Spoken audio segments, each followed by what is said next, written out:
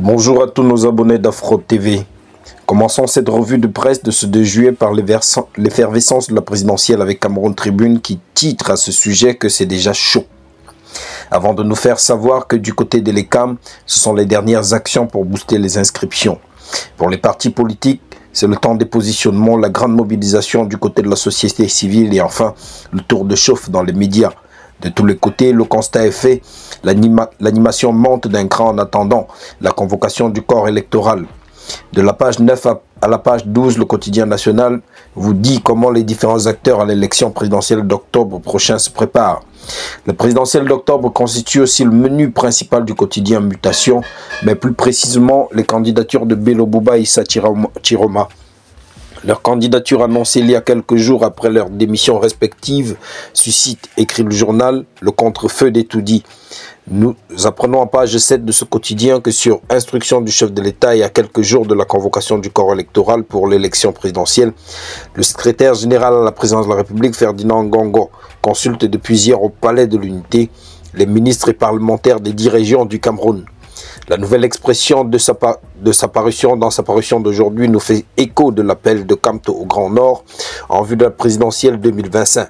Dans cet appel, le président national du MRC fait savoir que le Grand Nord et ses courageuses populations doivent refuser le pire que lui prépare le régime RDPC aux abois face à son émancipation politique.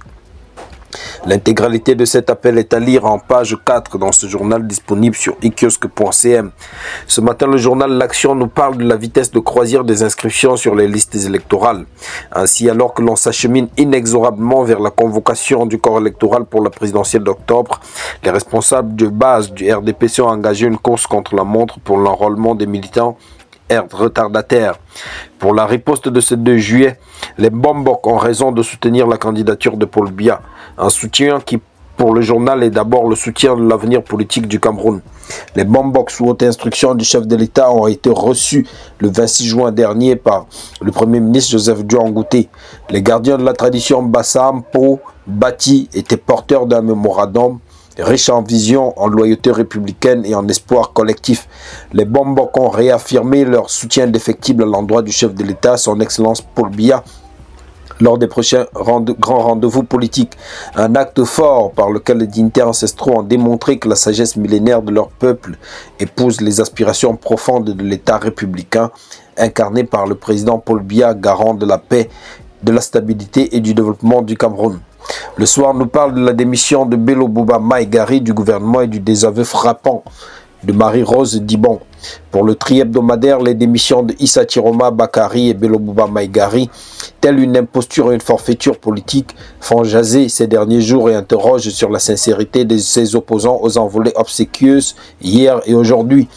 Si André Blaise et Sama, acteurs de la société civile camerounaise, y voient une stratégie de repositionnement, il affirme cependant que nous n'avons pas confiance en des personnes qui viennent démissionner en fin de mandat pour demander le suffrage du peuple. Nous sommes assez sages pour ne pas tomber encore dans cette embuscade. C'est dire combien l'opinion n'est pas dupe.